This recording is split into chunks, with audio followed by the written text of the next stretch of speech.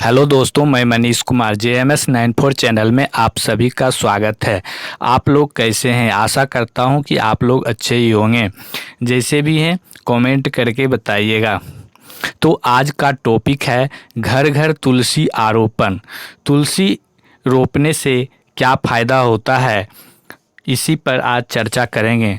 जैसे वायु प्रदूषण की विभीषिका है, तुलसी आरोपण एक महान पुण्य का कार्य होता है।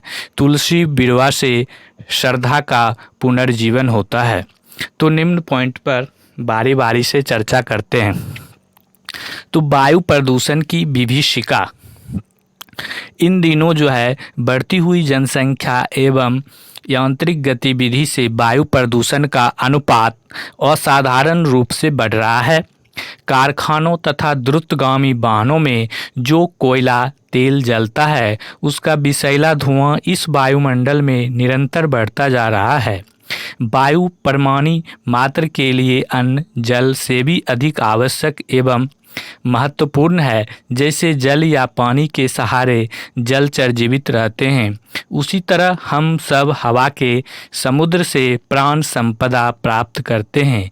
जैसे जल विषाक्त होने पर मछलियों का दम घुट जाता है, उसी तरह वायु में घुलता और बढ़ता प्रदूषण पशु पक्षियों समेत मनुष्यों को भी घुटन का अभिशाप सहन करने के लिए विवश कर रहा है। दोस्तों, वीडियो को लाइक कर दें और चैनल को अभी तक सब्सक्राइब नहीं किए हैं तो चैनल को सब्सक्राइब कर लें, जिससे आने वाले वीडियो का नोटिफिकेशन आप तक सबसे पहले पहुंचे। तो चलते हैं। वायु प्रदूषण के साथ विषैली सांस से आरोग्य नष्ट होने, रुग्णता का दौर उभरने, महामारियां फैलने के अतिरिक्त एक संकट तापमान बढ़ने का भी है। संतुलित तापमान से मौसम का नियंत्रण क्रम यथावत बना रहता है, किंतु यदि गर्मी की मात्रा बढ़े तो उसकी भयानक प्रतिक्रिया मौसम गड़बड़ाने के रूप से प्रकट होती है। अतिवृष्टि अनावृष्टि के कारण दुर्भिक्ष पड़ते हैं, जमी बर्फ पिघलती है और समुद्र की सतह ऊंची उठने लगती है। फलतः अग्नि युग हिम युग जैसे प्रकृति प्रकोप उभरते हैं, जिनके कारण भूमि परिभ्रमण प्रक्रिया लड़खड़ाती है, भूकंप आते हैं और थल की जगह जल और जल की जगह थल आध धमकने जैसे व्यतिक्रम में खड़े होते हैं।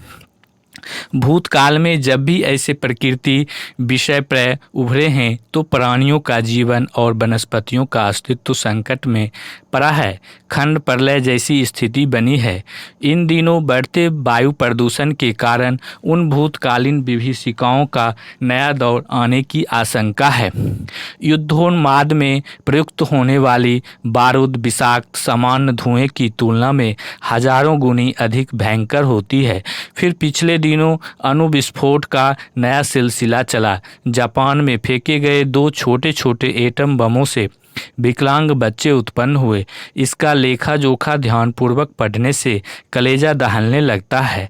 जापान पर गिराए गए बमों की तुलना में हजारों गुना विकिरण उन परीक्षण विस्फोटों के कारण उत्पन्न हुआ है, जो जल थल और आकाश में अनेक देशों द्वारा निरंतर किए गए हैं।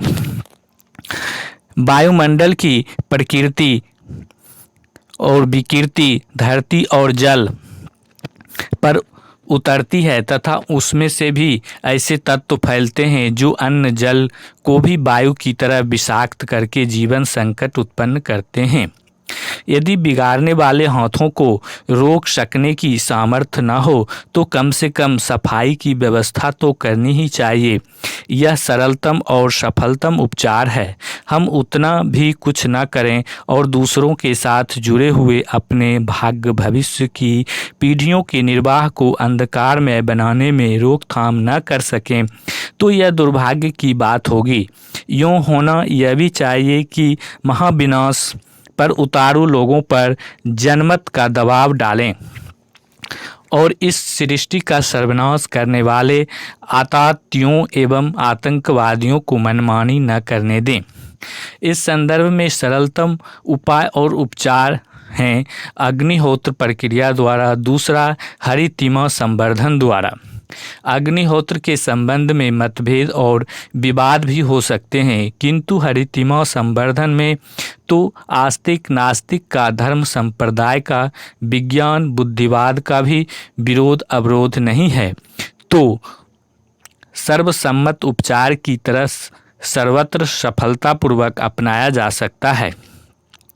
वृक्ष वनस्पतियों का यह गुण सर्वविदित है कि वायु में से अनुपयुक्त तत्वों को सोखते हैं और प्राण वायु को निःसृत करते हैं। आरोग्य संपदा के उपायों में से एक यह भी है कि हरे भरे क्षेत्र उद्यान में रहकर प्राणप्रद वायु सेवन की व्यवस्था बनाई जाए। प्रगतिशील देशों में शोभा और स्वास्थ्य का समन्वित लाभ होने के लिए घरों के साथ हरितिमा भी जोड़ कर रखी जाती है। तो कई जगह उस बागवानी को घरेलू विनोद मनोरंजन की तरह परिवार के सदस्यों द्वारा ही संपन्न करते हैं। शिशु पालन पशुपालन की तरह हरितिमा संवर्धन के माध्यम से भी निर्माण और संवर्धन की सत प्रवृत्ति उगती बढ़ती और परिष्कृत होती है। स्वभाव अभ्यास में से इस प्रकार का समावेश होना बड़ी बात है। देखने में तो यह छोटी बात दिखते हुए भी वस्तुतः बड़ी बात है। हरितिमा संवर्धन के प्रचार का यह अति महत्वपूर्ण दूरगामी लाभ है। जनसंख्या वृद्धि के साथ साथ ईंधन और इमारती कामों के लिए लकड़ी की आवश्यकता बढ़ रही है। पेड़ कट रहे हैं पर लगाए नहीं जाते। ऐसी दशा में मौसम का संतुलन बिगड़ता है। अनावृष्टि से दुर्भिक्षी का माहौल बनता है। भूमि क्षरण और रेगिस्तान बढ़ने का संकट खड़ा होता है। क्या करें? इसके लिए जिनके पास अपनी ज़मीन है वे इसका एक भाग वृक्ष उगाने, पुष्प खिलाने और शाक उत्पन्न करने के लिए सुरक्षित रखें। मात्र अन्न और नकदी देने वाले फसलों की पर्याप्त नहीं होगी। जिनके पास अपनी ज़मीन न हो वे सरकारी या दूसरों की ज़मीन में मालिकों का स्वामित्व स्वीकार करते हुए उन्हीं के लिए अपने परिश्रम से पेड़ लगाएं, सींचें। पूर्वजों की तथा अपने द्वारा किए जाने वाले पुण्य परमार्थ की स्मृति में वृक्ष लगाया या पैसा देकर दूसरों से लगवाने का कार्य बहुत ही श्रेष्ठ सत्य परिणाम उत्पन्न करने वाला है। बच्चों के जन्म, विवाह और आदि शुभ अवसरों की स्मृति चिरस्थायी के लिए वृक्ष लगाएं। तो तुलसी आरोपण एक महान पुण्य कार्य है। तुलसी आरोपण को हरितिमा संवर्धन के प्रयासों का मुकुट मणि कहा जा सकता है। तुलसी में वायु प्रदूषण का परिशोधन करने की अद्भुत क्षमता है। उसके संपर्क से बहने वाली हवा में आरोग्यवर्धक अनेक विशेषताएं भारी रहती है। यहाँ तक कि मक्खी, मच्छर, खटमल, पिस्सू ही नहीं सांप बिच्छू तक को दूर करती है। औषधियों में तुलसी को अनुपम एवं मूर्धन्य माना गया है। इसमें प्रायः सभी छोटे बड़े रोगों का उपचार करने की क्षमता है। पौधों की मैत्री से हाथों हाथ सुगंधित सुरभित प्राणवायु के रूप में जीवनी शक्ति का उपहार मिलता है। घरों में उगाई साग भाजी और बाजार से खरीदी हुई में उतना ही अंतर है जितना घर से दूध एवं बाजार के दूध में। बाजार से उन्हें उतनी शुद्ध एवं जीवंत स्थिति में खरीदा ही नहीं जा सकता। पैसे की बचत, शारीरिक मानसिक व्यायाम, पोषण, आहार जैसे समान एवं महत्वपूर्ण लाभों की भी एक श्रृंखला इस प्रकार के साथ जुड़ती हैं। जैसे तुलसी आरोपण में औषधियों के लिए प्रयुक्त होने वाली जड़ी बूटियों को उगाने बढ़ाने का भी एक अभिनव शुभारंभ संकेत है। इन दिनों बढ़ते प्रदूषण से बचने के लिए कारगर उपचार के इस संदर्भ में वनस्पति संवर्धन का उपचार यदि काम में लाना हो तो इसके लिए तुलसी आरोपण की प्रमुखता देनी होगी। इसके पौधे पर आंगन में लगाए जाने चाहिए और इस आधार पर आस्तिकता एवं धर्म धारणा के संवर्धन का दोहरा लाभ उठाया जाना चाहिए। तुलसी का बिरवा आंगन में एक सुसज्जित थामले के रूप में लगाया जाए और उसे खुले आकाश में सूर्य भगवान की, खुले पवन की, वरुण की, बादल की छत्र छाया में पलने वाला देवता माना जाए। वनस्पति मंदिर सच्चे अर्थों में एक पुनीत देवता है। धातु या पाषाण की प्रतिमा की तुलना में तुलसी का महत्व किसी प्रकार कम नहीं है। इस स्थापना का अर्थ है घर में भगवान के मंदिर का निर्माण कर लेना। इसमें कोई पूजा भी नहीं करनी पड़ती है, मात्र श्रमदान से ही सारा काम चल जाता है। थामले को जल्दी जल्दी पोतते रहा जाए तो इसका सुहावना रूप श्रद्धा संवर्धन की भूमिका भी संपन्न करता रहेगा। नेक्स्ट पॉइंट है तुलसी बिरवा से श्रद्धा का पुनर्जीवन। इन दिनों वायु प्रदूषण की तरह चेतनात्मक वातावरण भी कम विषाक्त नहीं हो रहा है। वातावरण के परिशोधन में जिस धर्म श्रद्धा का पुनर्जीवन आवश्यक है उसकी पूर्ति तुलसी देवालय के माध्यम से बन पड़ती है। इस प्रकार तुलसी आरोपण में न केवल वायुमंडल के संशोधन की वरन आस्था संकट से घिरे हुए वातावरण से श्रद्धा संवर्धन की आवश्यकता भी बहुत हद तक पूरी होती है। एक प्रकार से दोहरा लाभ प्रदान करने वाले हरितिमा संवर्धन अभियान का शुभारंभ तुलसी आरोपण के साथ करने की बात सोचनी चाहिए। इसके लिए बीज इकट्ठे करने, पौधे उगाने लगाने का प्रचार करने के लिए हम सभी को प्रयत्न करना चाहिए। उत्साह उभारा जाए और तत्काल सहायता देने के लिए प्रयत्न किया जा सके तो प्रज्ञा परिवार संकट की इस महती आवश्यकता को पूरी करने में भली प्रकार सफल हो सकता है। तुलसी को प्रतीक मानकर हरितिमा संवर्धन के कार्य का श्री गणेश एक व्यापक और विस्तृत प्रक्रिया है।